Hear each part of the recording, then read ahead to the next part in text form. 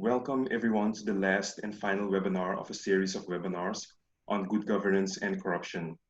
My name is Mafrik Buyuku and I'm the chairman of the Youth Education and Leadership Foundation. Spearheading and organizing this effort in partnership with Global Americans and the U.S. Embassy in Suriname. The objective of these webinars was to identify causes of corruption and determine how it influences the region. This was also an opportunity to learn from experts working in the region on different issues regarding governance and corruption. The focus of the first two webinars was the Caribbean. Countries like Suriname, Haiti, and Guyana were emphasized. One of the conclusions that was made during the previous webinars was that strong institutions that are able to implement legislations and a strong civil society are a must in the fight against corruption. Civil societies also have an important role to play in pressuring institutions like CARICOM to implement change in the region. There was also a call for local organizations in the Amazon to partner with each other to implement change. A result or a product of the webinar on the Caribbean is a white paper with a contribution of experts. It will be possible to download this from the website of the Global Americans. The focus of the last two webinars is the Amazon. As all of you know, this is the world's largest rainforest spanning more than 2 million square miles. Millions of people depend on services provided by this rainforest. Logging and the collection of non-timber forest products are major industries in many towns, cities, and villages in this part of the world. This rainforest is also crucial to the global environment, especially with respect to climate change. The Amazon rainforest is now under threat from human activities, like devastating fires set to clear acreage for ranching, agriculture, and mining purposes. Another set of challenges is the illegal harvesting of timber and the illegal clearing of land for commercial use, agriculture, and livestock. All of these challenges affect the livelihood of indigenous and maroon communities that live in the Amazon. These different challenges are also a result of weak governments, failing leadership that support the interests of a few above the public, and the lack of sufficient political will to protect the rights of communities living in the Amazon. This causes an increase of trafficking in person and other destabilizing influence in the region. The focus of this final webinar will be the extractive industries in the Amazon. Guy Mentel, Executive Director of Global Americans, will be the moderator. Guy? Thank you, Maverick, for that generous introduction and for all of your work. Global Americans is thrilled to be co-sponsoring this two-part conference series on indigenous rights and extractive industries in the Amazon. And we're really grateful for all who have attended one or both of these days. Before we start, I'd like to extend also a special thanks to the U.S. Embassy in Suriname and Ambassador Karen Williams for her support of this project. As Maverick mentioned, my name is Guy Mentel. I am the Executive Director of Global Americans. And for those new to our organization, joining us maybe for the first time, please find us at theglobalamericans.org, where you'll find critical analysis on the region that seeks to broaden the discussion of the Americas and the Caribbean within the global context. While you're there, we would also invite you to check out our podcast, which is a joint venture with the Canadian Council for the Americas called Two Gringos with Questions. Recent interviewees have included none other than Francis Fukuyama, Wade Davis, former New Zealand Prime Minister Helen Clark, and many more. I'd also like to announce our recently launched Caribbean Corner program, which again, you can find on our website, theglobalamericans.org. There we will continue to churn out regular news and analysis on the Caribbean, on the Amazon, and a lot of the important issues that we're going to be discussing here today, with many of the panelists actually contributing to that work. So for today's event, we invite you to communicate with us and to write questions in the Q&A box that you'll find at the bottom of your screen. We will be actively monitoring that box throughout the course of the conversation. Just a note that we may or may not get to all of the questions due to time, but we do invite you to contact us in that way. So without further ado, I am delighted to be joined by some of the top experts in the environment, good governance, and anti-corruption space. I will introduce each in turn, and then we'll dive right into the conversation. So first, we have Professor Mark Pieth, who is the co-founder of the Basel Institute on Governance in Switzerland. He is the co-founder of the World Economic Forum's Partnering Against Corruption initiative. He served as chair of a UN intergovernmental expert group on illicit drug trafficking and is the former chairman of the OECD working group on bribery. which monitors the OECD Anti-Bribery Convention. He's a prolific author in the fields of economic and organized crime, corruption, money laundering, and criminal law, and we are very grateful to have him with us here today for the first time in a Global Americans event. Professor Nagle is currently a law professor at Stetson University with a specialization in international law, international criminal law, trans-border criminal law, and national security law. Before becoming a professor, Luz was a judge in Medellín, where she handled a range of cases, including drug issues and political corruption. She's a member of the International Bar Association, the Latin American and the Caribbean Law Initiative Council, and was co-chair of the International Criminal Law Committee. Like Mark, she is also a prolific author and is best known for her work in the fight against human trafficking and modern-day slavery. Julia Sekula, who recently published a piece with us, is coordinator of the Climate and Security Program at the Igarapé Institute and is co-author of the book, Brazil, Restoring Paradise, which defends a new narrative for Brazil and places it at the heart of discussions on new economics. Previously, Julia worked at Morgan Stanley in London, where she led oil and gas credit analysis and worked on complex cases such as the analysis of oil fields in Iraq after assaults by the Islamic State. She then returned to Brazil, where she became a partner at the G5 Partners, specializing in restructuring and judicial recovery processes. And Julia speaks Portuguese, English, German, and Mandarin. And so I'll be asking her questions in all of those languages this morning. I'm kidding, I won't. Bruce Zagaris has become a good friend of Global Americans over the past couple of months. And this is his second panel with us, and he's published with us before, but we are pleased to have him on another panel here. He is a partner with the law firm of Berliner, Corcoran, and Rowe in Washington, D.C., and his work has included counseling businesses on anti-corruption and money laundering practices and preparing due diligence programs related to both. Bruce has regularly testified as an expert on international criminal cases involving extradition, money laundering, and tax crimes, and he has written extensively on all of these subjects. So with introductions now out of the way, Bruce, I'm going to start this conversation with you. And specifically, I think we'll start with timber extraction. We know, I think, for those of us who watched the US debates last night, this came up in the context of Brazil specifically, but I want to kind of broaden it out to timber extraction globally. Globally, 15 to 30% of timber, roughly, is taken illegally. According to Interpol, the illegal timber trade is worth anywhere from $50 billion to $150 billion annually. In 2016, USTR, the US Trade Representative's Office, estimated that 90% of US timber imports from Peru were sourced from illegal logging. This obviously has effects not only in terms of forest degradation and destruction of the environment, but it also has economic and social impact, and it leads to the release, obviously, of huge quantities of carbon dioxide, which compounds global warming. Can you tell us a little bit more about illegal timber extraction and perhaps what mechanisms you're aware of or that you've worked on other than criminal prosecution that exists to stop illegal timber trading from the Amazon? Sure. Thank you very much. It's an honor and a pleasure to be with you all.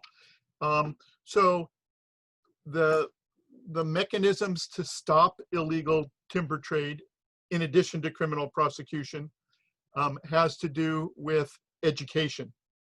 Educating especially the importers and the ultimate consumers.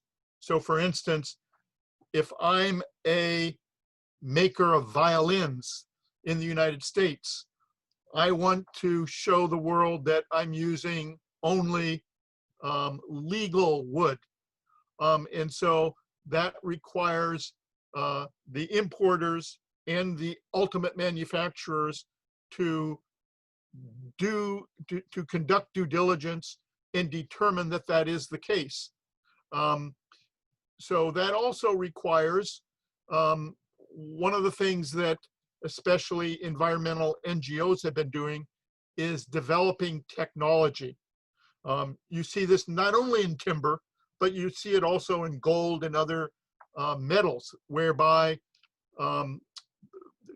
importers, exporters, and governments are developing technology to enable people to trace the supply chain and to have responsibility for their role in buying and selling those products. Great, thanks so much, Bruce. I'm gonna turn to Mark and zoom out to extractive industries generally. And Mark, you've written about the distinction between large-scale mining or LSM and artisanal or small-scale mining, ASM.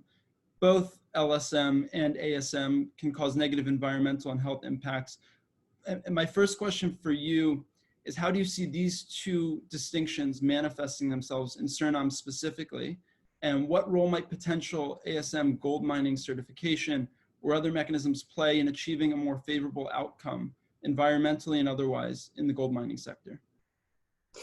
You know, this distinction is frequently used to say the good guys, large-scale industrial mining, and the bad guys, artisanal and small-scale mining.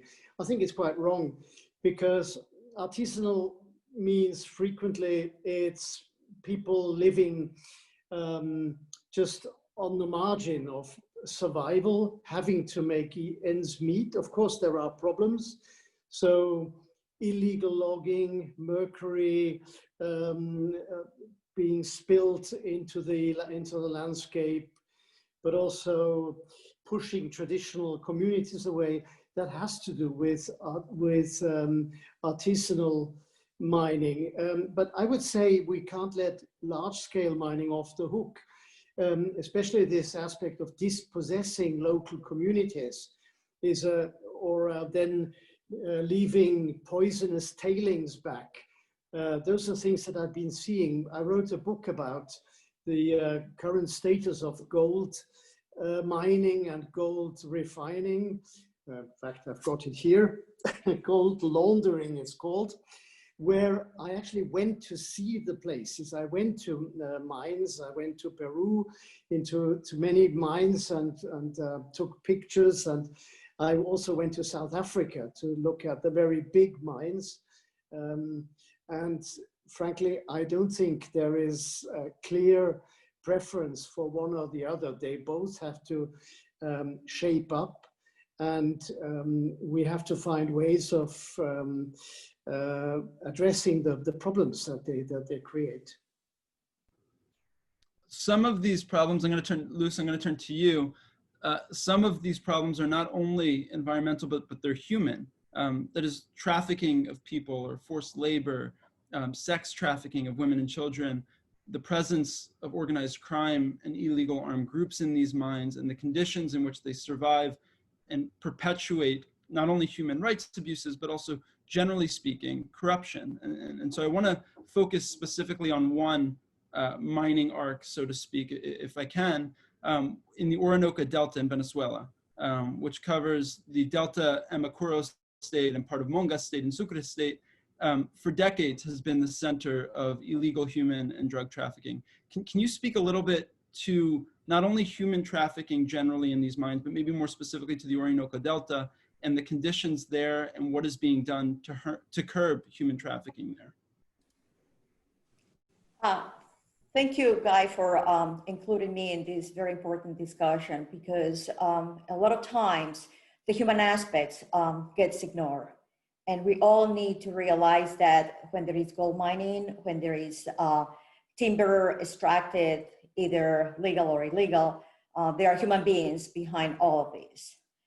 Having said that, we know that there is an alarming nexus between illegal mining, forced labor, and trafficking of human beings for labor and sex. In the region that you want me to emphasize, the problems that we have in there is the presence of the Revolutionary Armed Forces of Colombia, or FARC, the National Liberal Army, or ELN. You also have the Committee for the Defense of the Revolution, or CDR. And they are all combined and fighting for control of the mining with more illegal groups. And the situation for the workers is one of enormous human rights abuses, because the workers get lured to work in the mines, either with false promises, A lot of them are displaced. They are in desperate need of any means of survival. And what you have is specifically the ELN is actively collaborating with the security forces and the Venezuelan national government to impose discipline on the mining communities and to ensure that they are doing what they are supposed to be doing. They have a set of rules, and if the rules are violated, the individuals get hurt, and many times they get killed. When you have illegal mining, you have sex trafficking. And what you have in these areas is a lot of women have been taken to entertain the miners. The area also has witnessed a lot of massacres. There is a report of a lot of mass graves. The indigenous communities that try to resist any illegal mining have been violently repressed, or they have been forced to leave the areas where they have lived for many, many years. People are tortured, and before the tortures were then kind of like in hiding, but now they are using the tortures publicly to scare anyone who tries to disobey the rules. So the situation is one of desperation in this specific area. You didn't ask me about Bolivar, but Bolivar state is another one that is in a pretty bad situation for a lot of the workers. In there, you have the presence of criminal gangs, syndicates, and the prenatos. And the prenatos are the mafia that originated in the Venezuelan prison system. And they are fighting constantly with the FARC or ELN for the control of the mining. Julia, I'd like to turn it to you and maybe take us to Brazil specifically for a second, if we can. I mentioned at the top that at the US presidential debates, Brazil was actually mentioned specifically by Vice President Biden as an area where a lot of these extractive industries have gone a little too far in his opinion. In Brazil, it's been kind of the focus of US policymakers for many years now, the destruction in the Amazon. And federal enforcement agents in Brazil have issued thousands of fines for illegal deforestation and other environmental infringements. But due to new procedures put in place by the Ministry of the Environment in Brazil, based on a decree by President Bolsonaro, a lot of these fines have been effectively suspended. Can you talk to us a little bit more about some of the complexities in Brazil, whether I characterize that appropriately or not, and whether these issues are largely a question of governance or whether it's more a question of logistics, digitalization, and lack of resources and monitoring? Sure. Well, I guess I'll take that kind of in two parts. First, looking a little bit at the complexities, and second, what are kind of the core issues. I think related to the comment you made about the fines is a general issue that we find in the Amazon across the 8 countries in the Amazon that share the Amazon, that has to do with our definitions and our concepts of environmental crime, or illegal behavior, irregular behavior, or legal behavior that's somehow related to these other elements. What we kind of discovered in our research is that so much of this is fragmented, right? And just owning this discussion alone with these wonderful colleagues, you can already see so many interrelated elements, though they are quite different. You know, when we're talking about slave labor versus when we're talking about contamination of soil, for example. So there's a tremendous amount of fragmentation and ambiguity when we talk about these issues. I'll give you a very clear example. In Colombia, for example, land grabbing is seen as an environmental crime, whereas in Brazil, land grabbing is a property theft issue. So even just between countries, we see differences in how these things are perceived, and this makes it very difficult, especially when we're talking about border regions, in terms of addressing these issues, finding them appropriately, and etc. The other thing is that these legal issues, or legal status of these issues, changes over time. Just as you mentioned with Bolsonaro's government, a lot of these things have changed slightly, so much so that even people on the ground are unsure of what is now legal and what is illegal. Aside from that, you have the expectation of legality in the future. So what you end up having is this hugely complex scenario in which, you know, if we're going back to basics and trying to determine what is legal, what is irregular, and what is illegal, that's already a huge challenge, and that impacts our ability to prosecute appropriately and also to collect fines appropriately. So that's kind of the first thing. Then in terms of, you know, the issues, the main issues, what we've discovered is that obviously we need to kind of get to a common understanding of what this framework is, this typology of environmental crime. What are the economic activities that are related to these different types of activities? But then when we look at technology and when we look at a lot of the tools that are available, with the exception perhaps in illegal gold mining, which is very specific, but for a lot of these other extractive industries, we have tools to be able to trace much better, to monitor, geospatial technology that goes up to a 3-meter level. So what you find is that a lot of it actually has to do with political will, right? Political will to solve the issue, and political will to clarify the first fundamental aspect that I just mentioned, which is what is legal and what is not. What is appropriate, what is not, right? So at least from our perspective, from Igarapé, those are kind of the two fronts that we're seeking to tackle. Thank you so much, Julia. I'm going to turn back to Bruce and maybe tackle this issue from a U.S. perspective in terms of what tools are available for U.S. policymakers and U.S. legal experts. One I know is free trade agreements, to maybe insert provisions within those trade agreements to stop illegal timber trade. The other, since the early 2000s, has been the Lacey Act, which prohibits trade in illegal wildlife, fish, and plants, including timber. And there have been several high-profile sanctions that have followed. There was lumber liquidators from Russia, and there was Yacucalpa from Peru. But where are we now in terms of enforcement, both on the free trade side and some legislation coming out of the U.S. Congress? Okay, well, free trade agreements can be very important.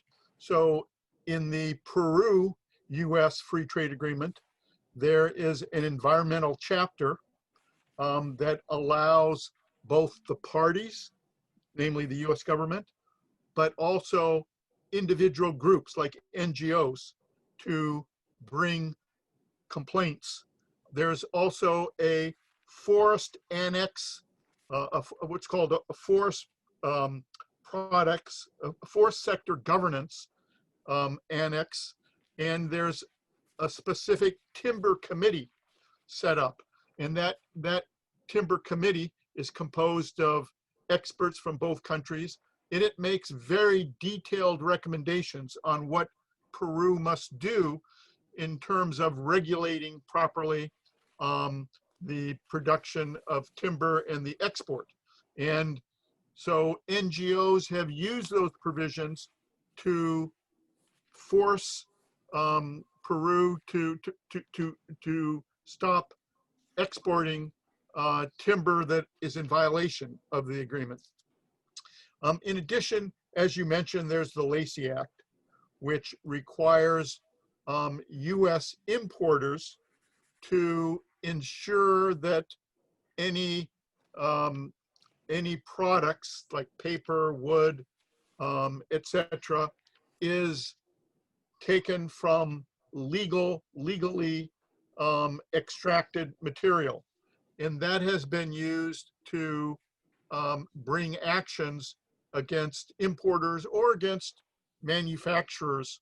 One of the problems is insufficient resources in terms of, policing and enforcing the Lacey Act. And NGOs like Environmental Investigation Agency have been instrumental because they've done, with support from the Norwegian government and other sources, they've been able to do 18 to 24-month investigations using data analytics, using undercover surveillance, and they produce, 200-page reports, very sophisticated videos, and that imposes pressure on US law enforcement to then go after the importers and the manufacturers. But clearly, the most important thing that the US can do is it can re-sign and proactively implement the Paris Accords. I mean, Barack Obama spent huge amounts of time to get China and India to sign the accords. And the failure of the US government now to proactively implement it means that in addition to not having financing for a lot of the less developed countries, also there's a lack of example. And so it enables leaders like Bolsonaro to, emulate the US behavior. And that's why shortly after he took office, Bolsonaro canceled the meeting to implement the Paris Accords. So, number one, the US can start with proactively implementing the Paris Accords. Mark, I'd like to see if you might want to comment on Bruce's comments, namely from the space of international organizations and multilaterals and the role that they can play, not only in terms of enforcing environmental provisions and concerns, but also generally speaking in supporting good governance and anti-corruption provisions and mechanisms that might be useful in the Caribbean, in the Amazon, and elsewhere. Yeah, in fact, I share Bruce's view that I don't think we have a lack of regulation as such, be it internationally or nationally. It's really, the problem is implementation, policing, application. Now, we're looking at the broader picture beyond the environmental area. We've done quite a lot actually internationally on anti-corruption, thinking of the UN or the OECD. In gold, we've got any amount of concrete rules. You've got the OECD standards, you've got, well, the US Dodd-Frank Act is still somewhere around. And the EU is heating up actually, they're quite active. And then you have a lot of self-regulatory instruments. I'm thinking of the London Bullion Market Association. One shouldn't push them aside. I think they do have an impact. World Gold Council could do more, but could do better, but they are there and we should use them. The difficulty is really one of implementation. And as you're saying, you have that problem in logging, you have the problem in gold. If you go to Suriname, for instance, one of the countries we're looking at, you have a very weak state. I don't want to insult anybody, but frankly, I think that's a fact. You have a weak state, you have pressure from illicit groups from inside, you have pressure from large powers from outside, companies pushing to obtain licenses, and you have some very dubious players. I won't name names, but if you look at into it, you find people even opening refineries on the ground now. And my difficulty with them is they are known to then take the produce, the already refined gold that nobody wants to buy because it's from a dubious player, and they hand it over to a well-known Swiss, I would say, I'm Swiss, so I can say that, Swiss refinery. They melt it all over again and put a stamp on it, Swiss gold. And then you have it laundered. And in fact, so the difficulty is we have to break into that vicious cycle somehow. Julia, maybe I'll turn to you here. In areas where good governance is lacking or where there's a lack of political will, what are organizations like the Igarapé Institute doing to develop products that might help remediate some of these issues? Yeah, so I think at the moment I would say in terms of product, there's one specific product and another front that we're trying to develop.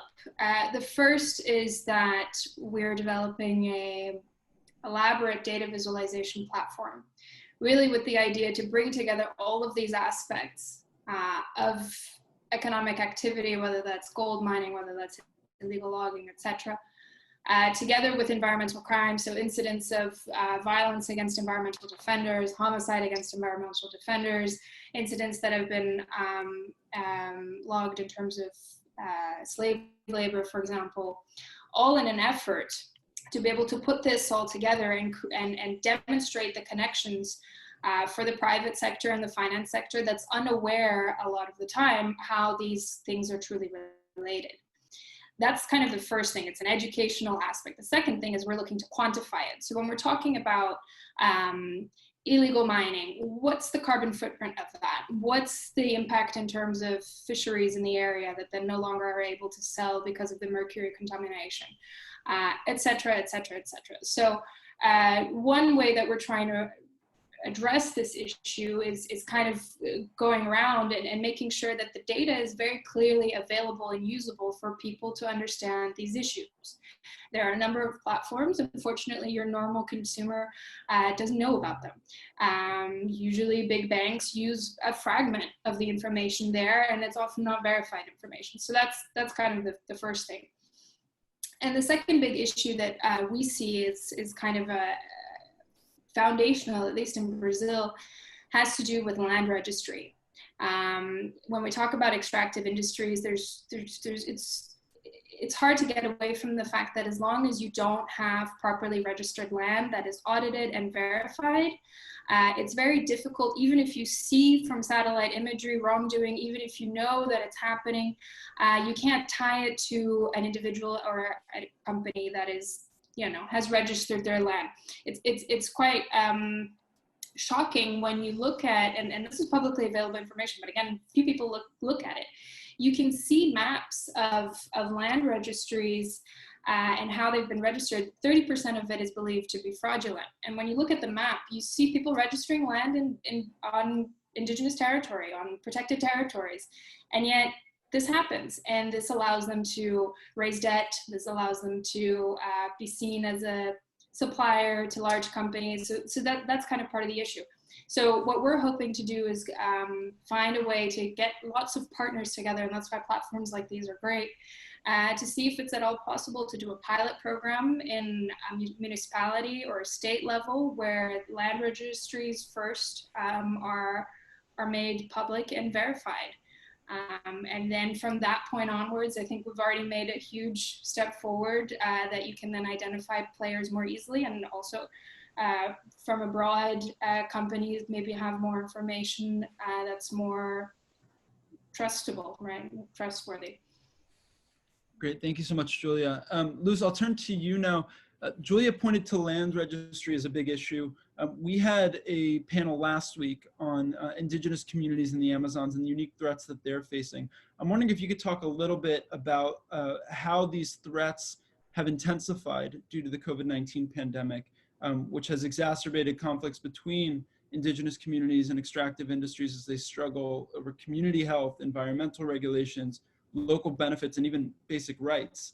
What communities today do you believe are most vulnerable due to all of these deficiencies that we're already pointing to, and what can be done to kind of support them both here from DC and elsewhere? Well, the indigenous communities have been the ones most affected by everything that's going on. And if you look at what has happened during the pandemic, the gold extraction, especially in lumber and timber, all this has increased, which means that more people have been abused to be the ones extracting the gold and taking down the timber. And most of them, the victims, are from the indigenous communities. I'm just going to mention one specific one. The Yanomami indigenous people. They are reports that some of the Yanomami people have been found with numbers tattooed on their shoulders like slaves. A lot of the other indigenous people that have been found have been also branded. So that shows that a criminal group counts the people that work for them and identify, just like cattle, those who belong to them, so that they can continue exploiting the indigenous populations. And it's not just for work. They are also exploited for sex trafficking.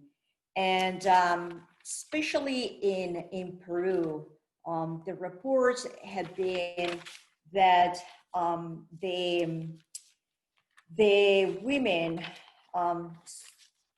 ages 13 to 14, the exploitation of these girls are due to minors' superstitions that having sex with a girl, especially one that is a virgin, brings them luck, that they are going to be able to find a lot of gold, or they are going to be protected from injuries. So the indigenous populations are the ones that have been affected the most. And again, there has to be a correlation between COVID-19, all this productivity, and who has been enslaved.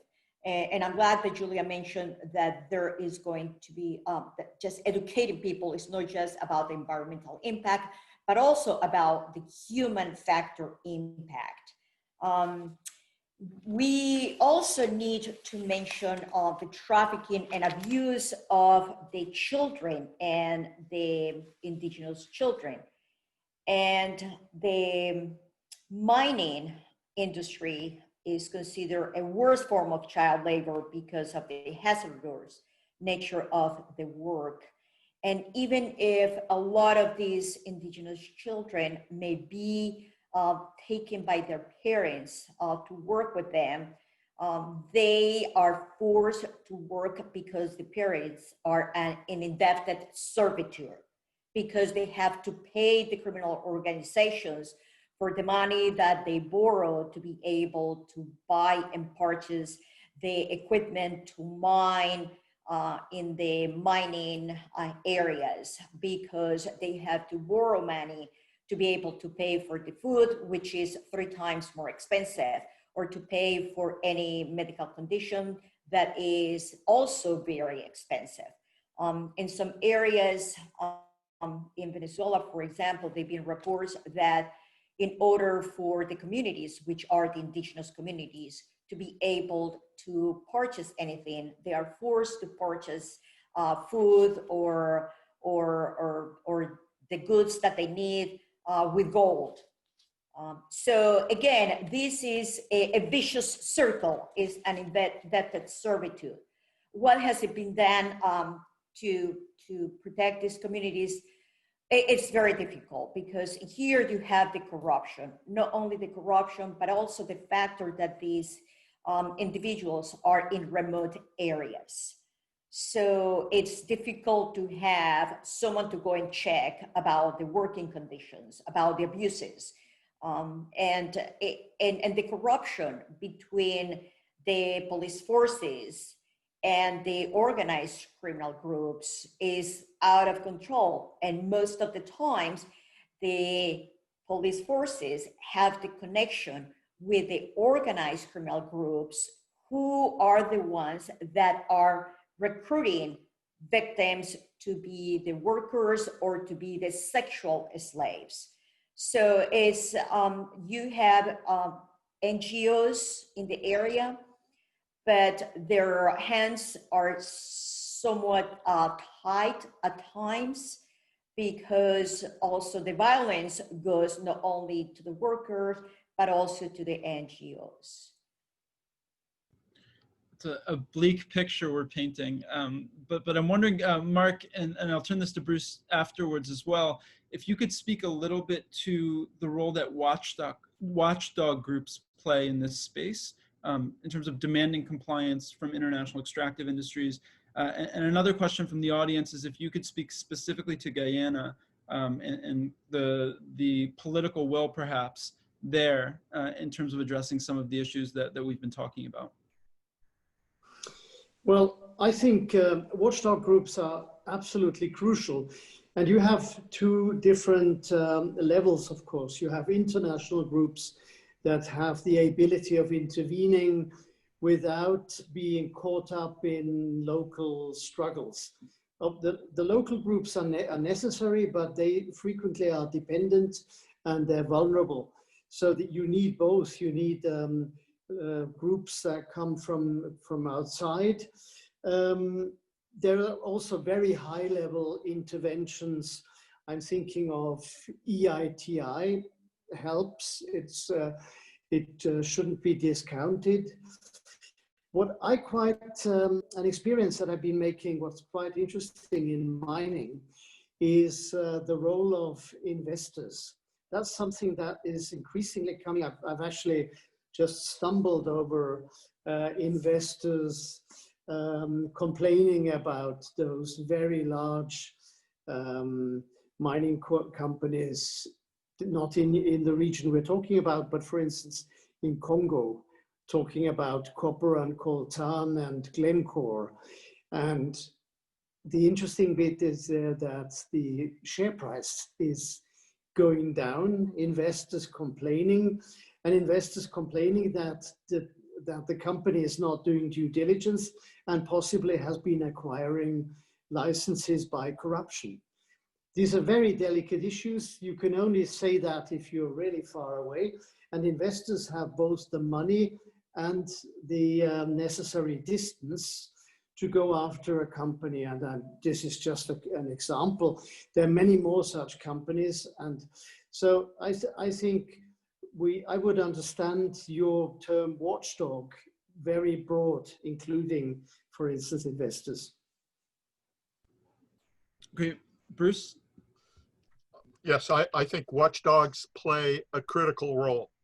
As I mentioned before, sometimes they do these very elaborate investigative reports to pressure law enforcement to do things, but they're also very important in terms of education, educating consumers, educating manufacturers, educating governments, educating international organizations who play a role in terms of financing governments. They play a role in educating intermediaries like banks. Mark's mentioning investors. Another group that has recently started to play a role is shippers. Shippers have started to pay attention to whether their cargo is a legal cargo. And so watchdogs are extremely important. And this is especially because some of the international organizations that make the environmental rules, like the CITES, the Convention on International Trade in Endangered Species, they have no enforcement mechanism. And so it is left to watchdogs, civil society, and other international organizations like the United Nations Organization of Drugs and Crime, UNODC, and also Interpol to try to play a role with NGOs and with national governments. So, and I think watchdogs can also educate the international community about the need to have implementation mechanisms for CITES, because without that, it's difficult to enforce. Julia, Mark mentioned EITI as something that is helpful. I'm curious, as somebody who has worked previously in the finance and banking space, there's a growing trend in international investment called ESG, which is environmental, social, and governance, used by socially conscious investors to screen potential investments, kind of as a product of how it might be towards stewardship of nature or a function of how it manages relationships within communities. Should Caribbean countries and countries in the Amazons care about this? How is this manifested in the Amazon to your awareness? And do you think this would put the region toward a more stabler path, perhaps, to good governance? Yeah, so I think it's an interesting point. ESG in and of itself, I think, is a fantastic initiative and a necessary initiative. What we found in our research is that, unfortunately, as ESG metrics stand today, there isn't a lot of consistency. It's up to each one kind of to define their own. There aren't that many objective metrics, especially when we start looking at deforestation. So what you see is you see some consensus on climate change metrics, for example, but deforestation often gets lost in the language a little bit. And a key example of that is Forest 500 ranking, for example. You see all of those banks, global banks, if you look at it from the financial institution perspective, and all of them will have obviously signed up to PRI and TCFD, but in fact their due diligence and monitoring capacities when it comes to forests is very varied. You have some performers, Rabobank, all the way down to BlackRock, which is pretty disappointing. And Brazilian banks, unfortunately, also are pretty low in the ranking. So I think in general, I think ESG is incredibly important. I think from the perspective of Brazil, Brazil needs to become more attuned to this dynamic in global markets. You know, if you think at pension funds and insurance funds are all increasingly moving their money to ESG investments, that's trillions of dollars that we're leaving at the door every single day because of our current government and because of a lack of a united effort from the private sector to do something about it. The private sector, that's slowly changing. And I think if you read the Brazilian papers, anyone who's watching, you see that it's becoming a more recurring theme. So I guess in general, what I would say is that I think it's a fantastic initiative. It's the right direction, but it's still missing some key objective metrics that really allow companies to measure the impact that they're having or not having in a way so that it's not just, as we say, greenwashing.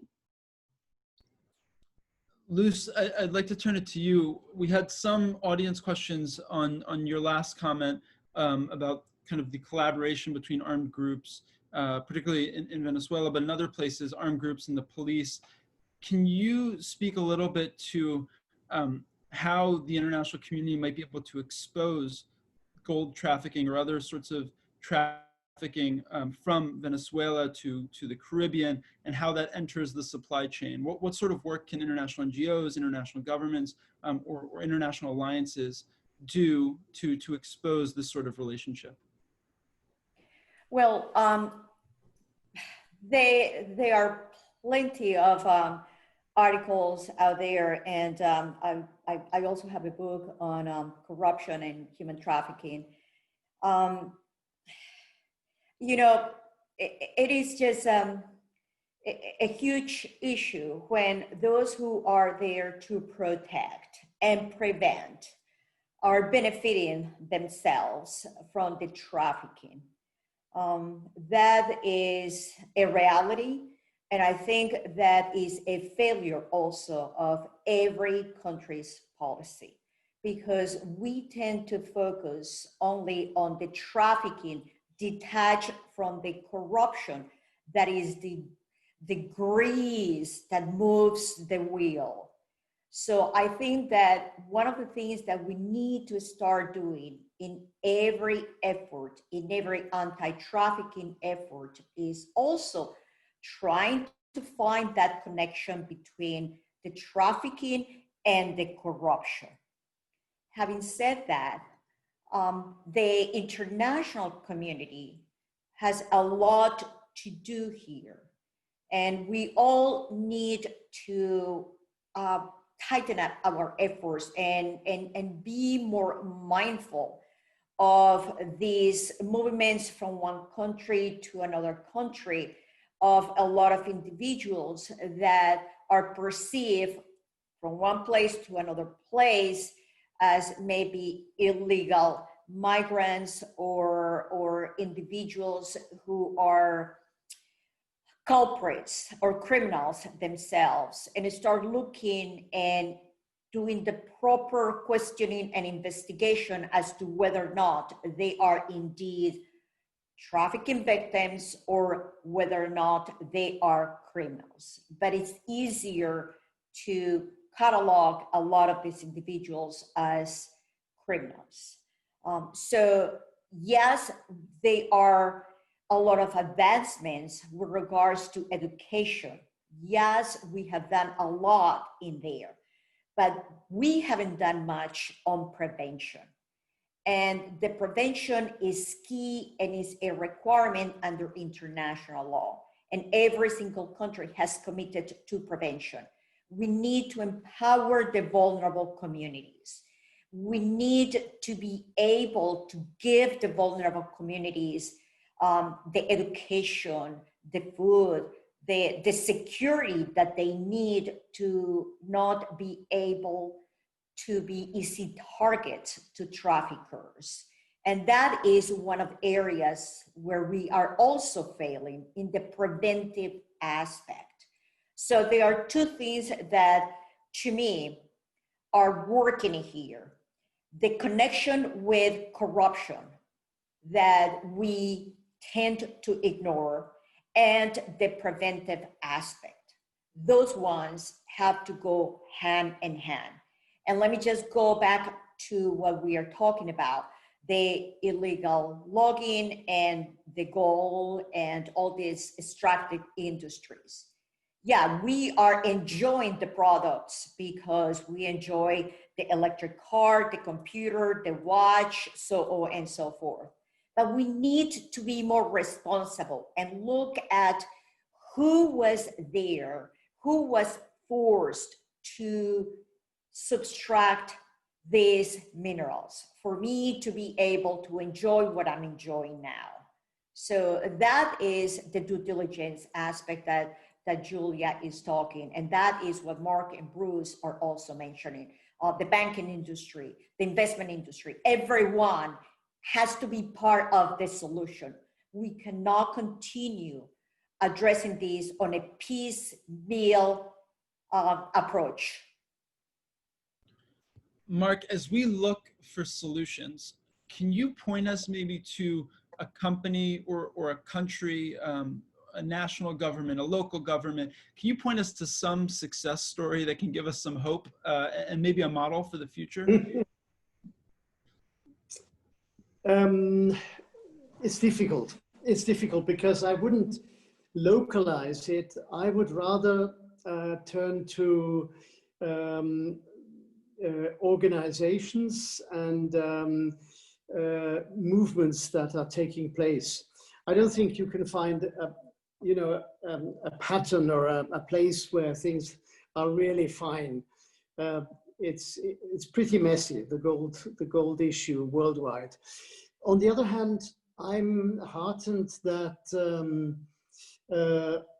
even organizations with, let's say, defending difficult business interests, like the London Bullion Market Association, I think they have understood that they have to do something. They can't just watch by and observe what is happening without acting.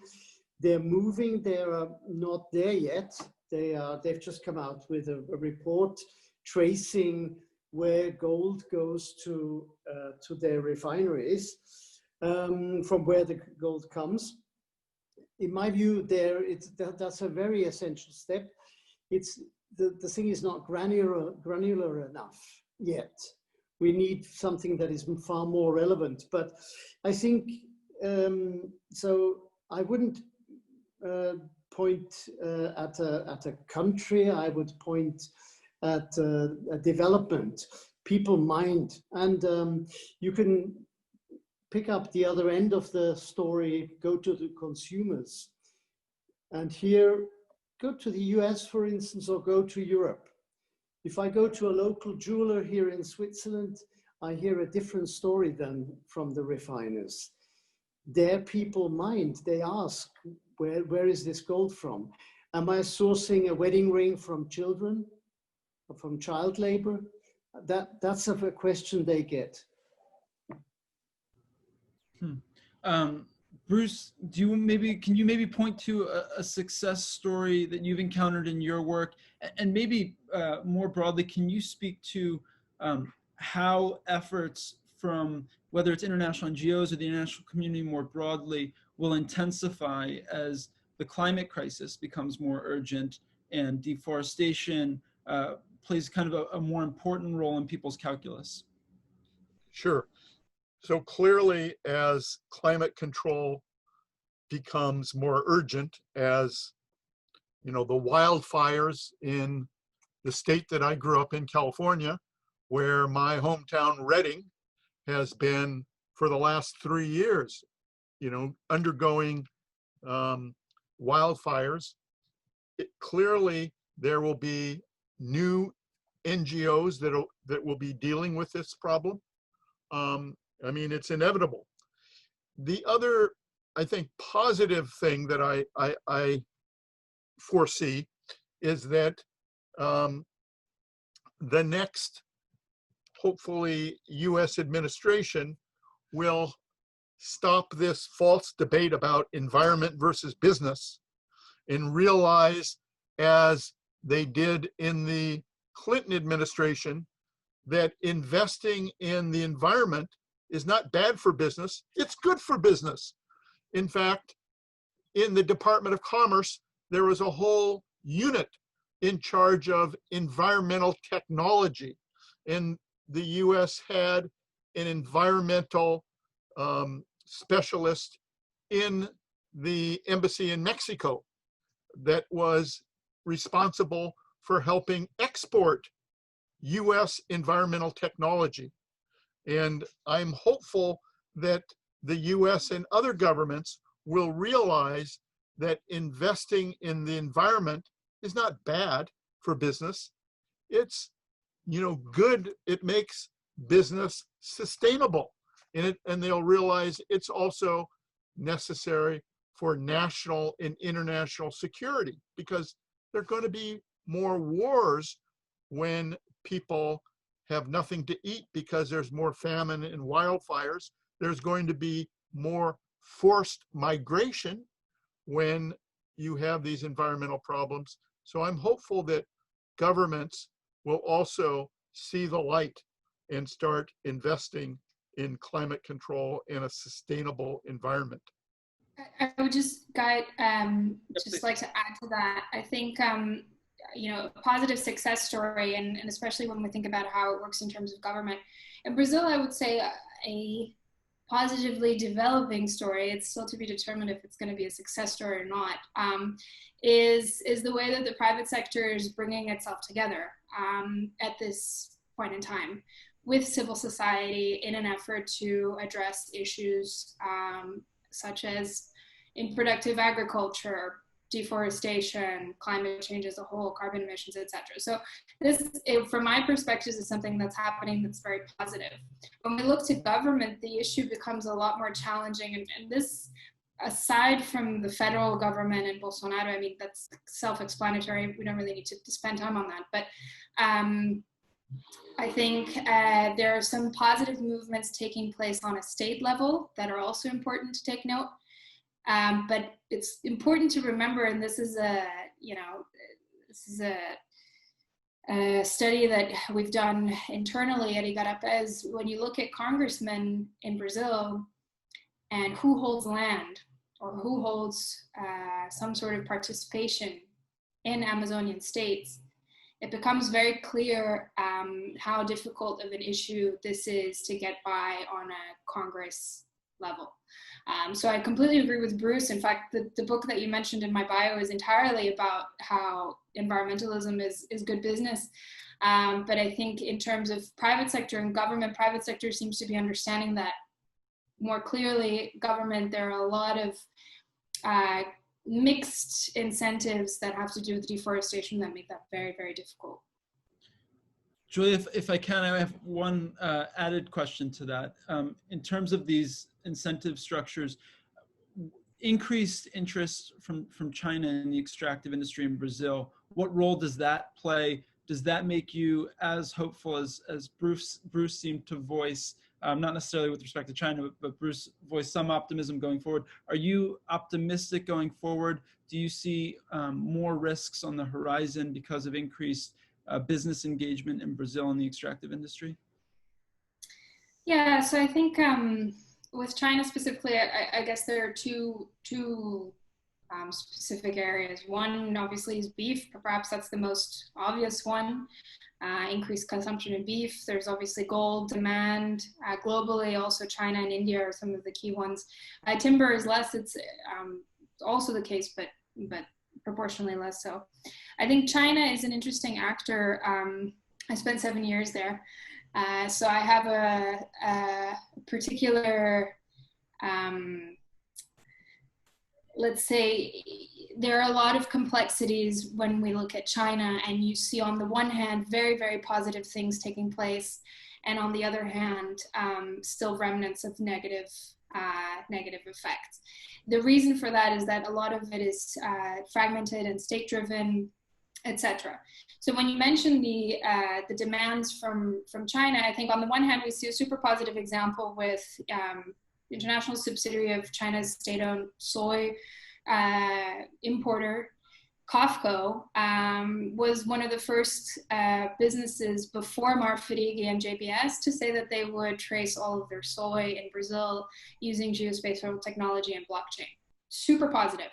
Effectively, they realized that they didn't want to be associated with the deforestation call. At the same time, we see what's happening, and a lot of that is a response to demand. I think that the bigger issue with how Brazil deals with this greater demand has to do with traceability.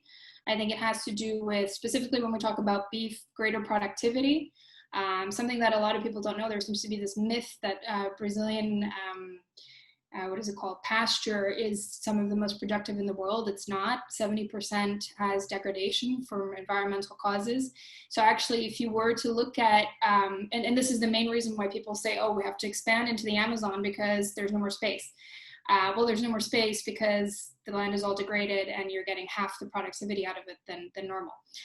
So I think there are a bunch of levers. I think it's difficult to control the demand from China, but I do see positive things that China is trying to do. UN speech that they made recently about becoming carbon zero by 2050, was it 50? I've now forgotten the exact year. Super positive, but obviously you have these remnants that are driving very negative activity.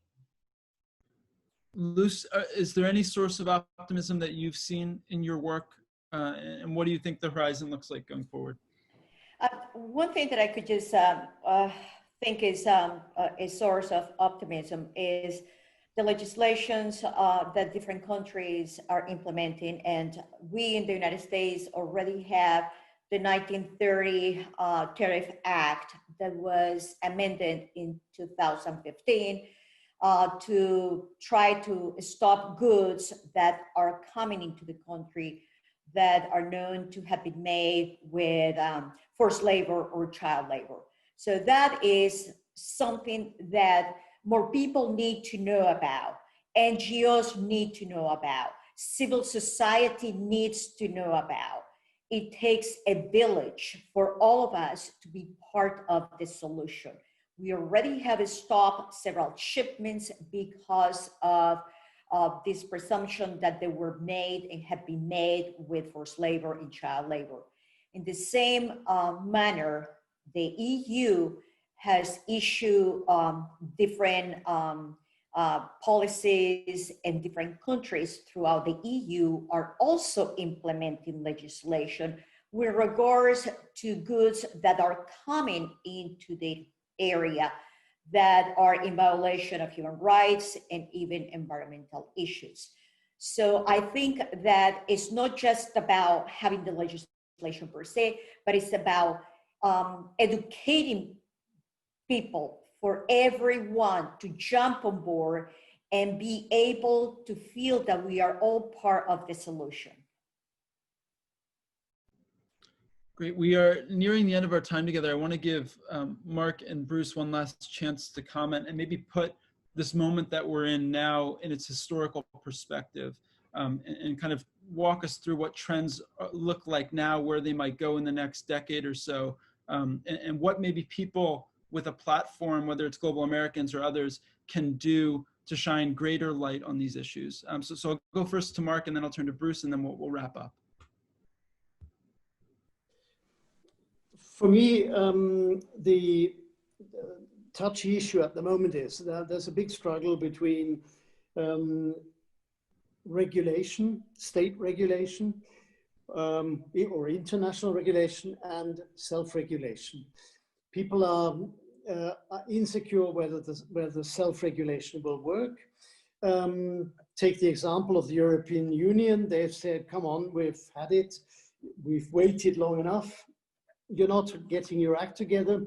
So we're regulating gold. Of course, they're opening a back door and saying some of it can be done by self-regulation if we need to draw up a list of good refineries, but we're not going to reinvent the wheel. So we're moving to a point where things are going to come to a crunch. And of course, on a national level, this is really an interesting issue. So the question, what's going to happen in the US, is going to be relevant for this issue as well. Can the screw be turned tighter on this issue? So I think indeed we are at a crucial point. But on the other hand, I think we have to be clear. There's a lot that is going in the wrong direction. So I think we started off with the Amazon. What is happening there? Logging, but especially also on gold, is not going in the right direction. I don't trust people who are trying to reduce mercury at the moment. It's not working yet. It's not just Brazil, it's also countries like Peru with Madre de Dios. It's a hell of a mess, and we have a long way to go. Bruce? So in terms of the future, I see the importance of building international networks and regimes. So regimes is not just law, but more than law. So the judges, the prosecutors, the legislators, working with civil society, working with law professors, they have to develop these regimes. There also has to be a focus on networks. So developing environmental networks. Again, this is a collection of efforts by governments, by organizations like Marx, the Basel Institute of Governance, that both gives technical assistance and also educates. And in terms of what organizations like Global Americans can do, they can continue providing a platform to discuss these important issues, and they can also produce reports like the ones that Julia's organization has produced, ones that go to both policymakers but also to the general public. And all of these things together, I think, will help to develop momentum to try to save our planet before it's too late. With that inspiring call to action, I think we're going to wrap up now, but we really appreciate everybody who attended. I know there was an audience question as to where you can find this video after the fact. We will be posting it on our website, theglobalameriCans.org. And it has been a real privilege to share this virtual stage with all of these panelists and to bask in the work that you all are doing. the important work that you're doing, given where we are in this moment. To all listening, stay safe and stay well, and we hope to see you again soon.